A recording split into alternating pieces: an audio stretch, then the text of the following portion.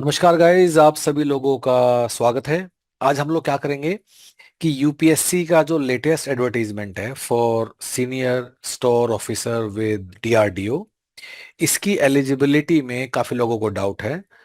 तो एक बार हम उसको समझने की कोशिश करेंगे। So guys, of course, before anything else, it's a broad disclaimer कि जो हम लोगों की समझ है, दिस इज बेस्ड ऑन कि जो लिखा है नोटिफिकेशन में, और जो हमारा पिछले सालों का एक्सपीरियंस है, जितना हम समझ पाए हैं, based on that will guide you.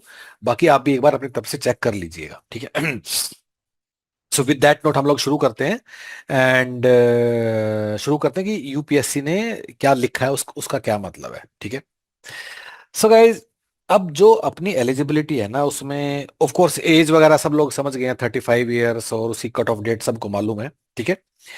अगर किसी को ऐसे में कोई डाउट हो तो आप कमेंट्स में लिख दीजिएगा। अभी हम लोग फोकस करते हैं कि एलिजिबिलिटी के दो पार्ट है, वन एजुकेशनल, और दूसरा क्या है,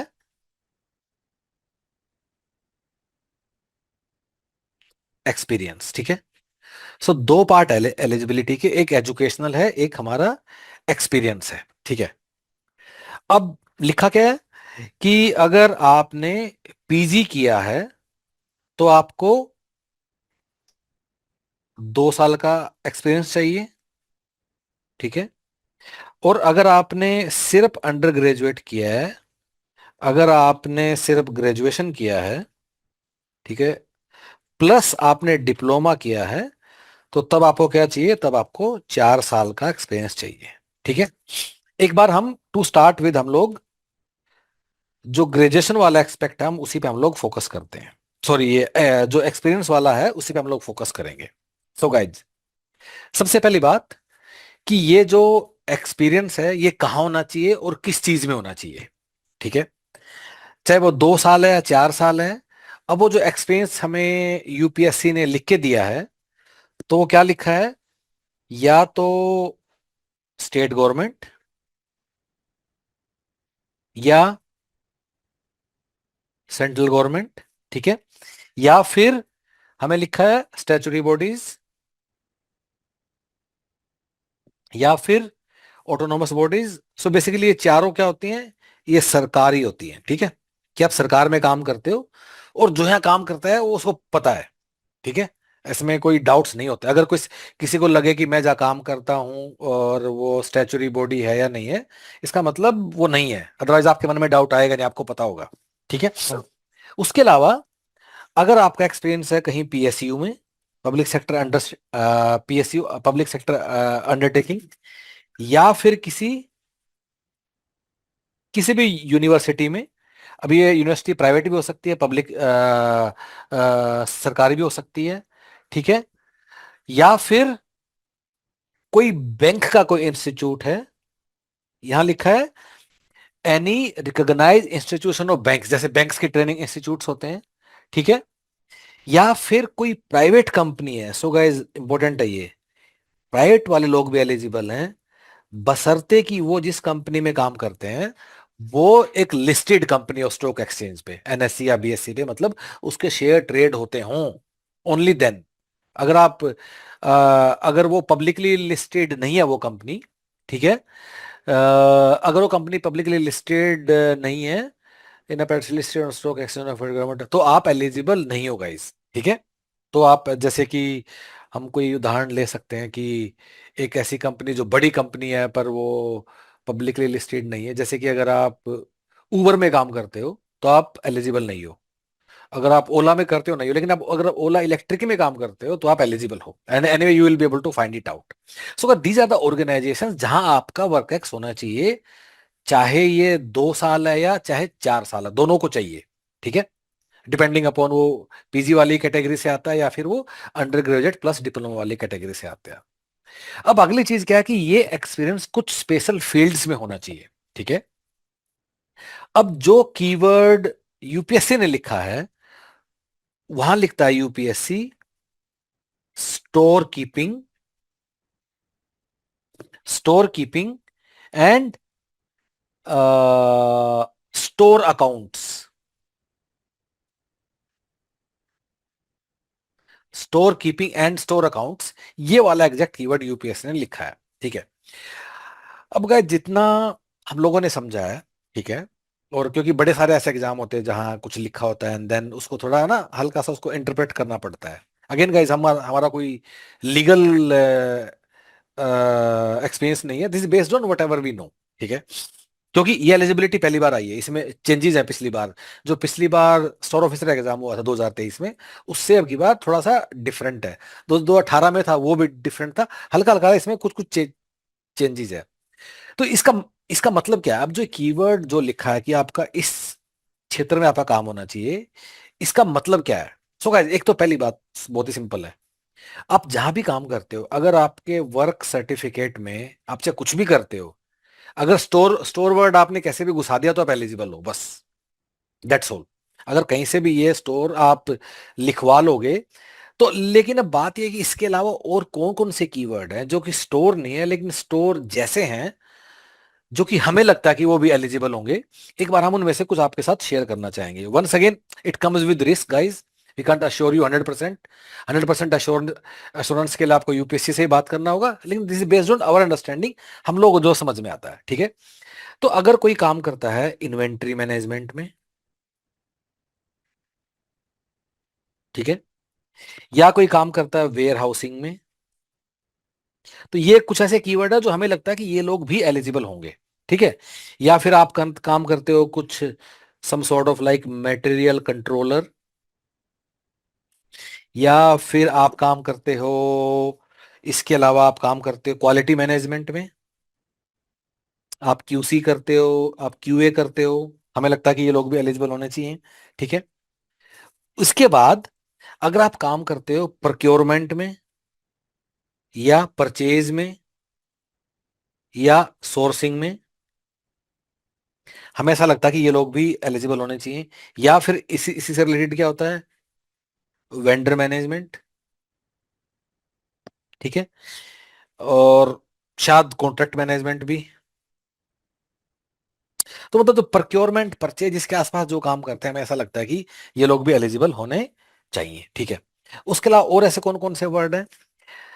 सो गाइज हमें ऐसा लगता है कि अगर आप काम करते हो production planning and control, PPC में,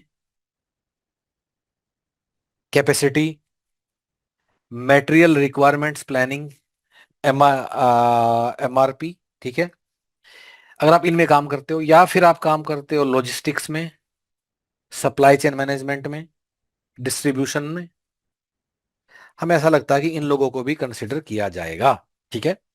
इसके अलावा अगर आप काम करते हो इनमें से किसी भी चीज की अकाउंटिंग में, some sort of financial accounting में अगर आप इन्वॉल्व हो, तो हमें लगता है कि तो भी आप एलिजिबल हो। So guys once again please understand with all my humbleness I want to tell कि ना, ऐसा कोई 100% आपको कोई कंफर्म नहीं कर पाएगा।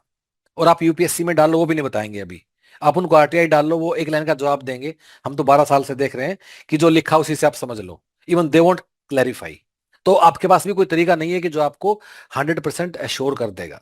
लेकिन depending upon experience, depending upon पहले क्या हुआ है, बाकी एग्जाम्स में क्या हुआ है, जैसे कि एएलसी में लिखता है पर्सनल मैनेजमेंट, पर वो एचआर वालों को भी कंसिडर कर लेते हैं। तो थोड़ा थोड़ा ना जो साइड साइड वाले कुछ चीजें होती हैं, तो बेस्ड ऑन दैट ही हम आपको ये सारा आपको सलाह दे रहे हैं कि भाई हमें ऐसा लगता है कि ये लोग भी जो इस क्षेत्र में काम करते हैं, ये लोग भी इस वाली पोस्ट के लिए एलिजिबल होने चाहिए।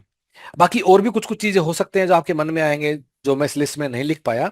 आप लोग नीचे कमेंट्स में लिख सकते हो and then we can try to have a discussion कि ये लोग एलिजिबल होंगे या नहीं होंगे। Again guys we can only have a discussion, we can share our thinking. 100% assure आपको हम नहीं कर पाएंगे, और खास बात यह है कि आप और कोई भी नहीं कर पाएगा, आपके पास और कोई ऑप्शन भी नहीं है then live in this world of uncertainty. ठीक है। उसके बाद यूपीएससी ने अपना एडवर्टीजमेंट में कुछ लिखा है। वो क्या लिखा है कि qualifications are relaxable at the discretion of UPSC. ठीक है। क्वालि for reasons to be recorded, note 1 note 2 लिखा है। इसका मतलब क्या है? यूपीएससी कुछ क्वालिफिकेशन में कुछ रियायत दे सकता है अगर यूपीएससी को लगता है कि भाई बहुत ही तुम धुरंधर आदमी हो। हमारा ऐसा मानना है ये कभी यूज नहीं होता है। बिकॉज अपना इतना बड़ा देश है, इतनी सारी पॉपुलेशन है, हमने नहीं देखा कि किसी का क्वालिफिकेशन रिलैक्स हुआ हो by using these two lines, क्योंकि अच्छे लोग इतने ज्यादा होते हैं। सो इससे कोई गलत होप में नहीं रहे कि वो कुछ ऐसा कर देगा कि जिसके कारण he will get some relaxation in qualification. ये बिल्कुल यूजलेस लाइन है। At least we haven't seen this being actually use in UPSC RTs, क्योंकि अच्छे लोग की ही लाइन लगी पड़ी है। तो it's very difficult to find out कि किसी को कुछ कमी है और उसके बाद। सो मेरा मतलब है, अगर कोई लगता है कि किसी की एज में 1 महीना ज्यादा है तो क्या वो एलिजिबल हो पाएगा बिकॉज यूपीएससी कैन रिलैक्स? बिल्कुल नहीं, एक दिन भी नहीं। अगर एलिजिबिलिटी में अगर मैंने बैचलर डिग्री किसी और सब्जेक्ट में किया देन विच आर मेंशन्ड, क्या हो पाएगा? बिल्कुल नहीं, नहीं होगा। We are very sure about it, at least हमने नहीं देखा। बाकी अब की बार पहली बार यूपीएससी कुछ कर दे तो देख ले, यूजुअली हमने देखा है कि नहीं होता कंसिडर ये सब। सो इससे किसी भी आप उसमें नहीं रहे, ठीक है। सो गाइस वापिस आते हैं। तो ये तो अपना हमने बात किया किसके बारे में? एक्सपीरियंस के बारे में।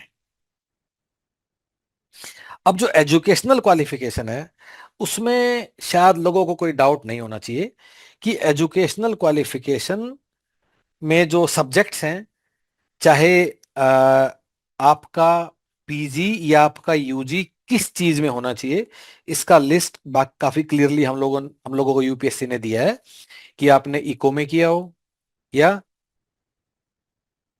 कॉमर्स में किया हो, या स्टैट्स में किया हो, या बिजनेस स्टडीज में किया हो, मतलब आपने एमबीए या बीबीए किया है, ठीक है, या फिर पब्लिक एड में किया हो। So this is pretty clear guys. Okay.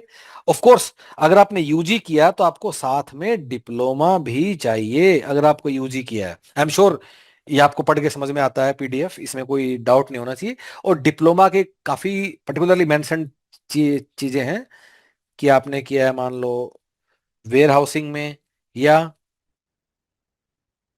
Purchasing में, या लॉजिस्टिक्स में, या पब्लिक प्रोक्योरमेंट में।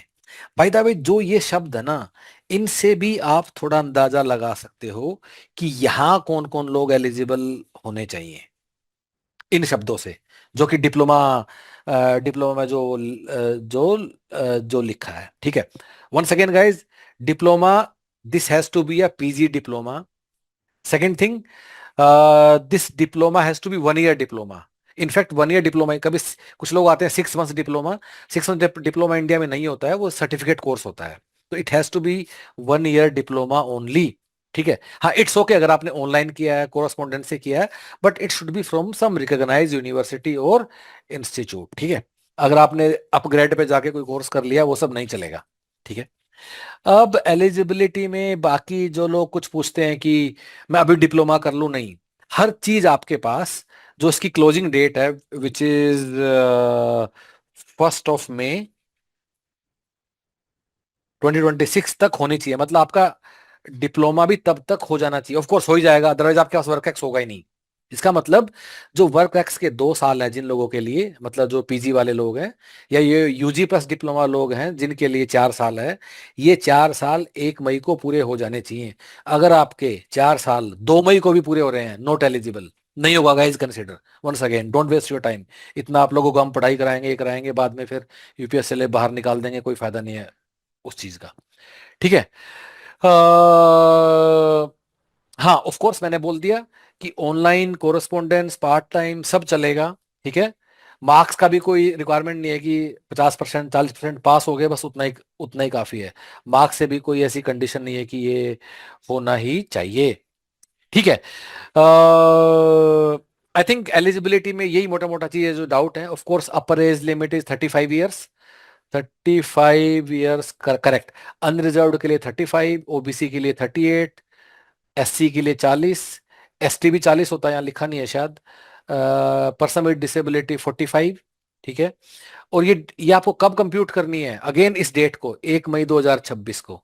अगर उस दिन आपकी एज यहाँ से ज्यादा होगी तो नॉट एलिजिबल, ठीक है। So this about eligibility again. फिर भी लोगों को काफी डाउट होंगे, कमेंट में लिखिएगा, अच्छे से लिखिएगा, will try our best to answer that. But again we can never give you 100% confidence. आपको इसी अनसर्टेनिटी की दुनिया में ही अपना काम चलाना होगा। All the best guys. Thank you so much. तैयारी करने के लिए आप ह्यूमन पैटर्स का जो कोर्स है उसको जरूर कंसीडर करें। तो कैसे करोगे? Go to home page of human पैटर्स।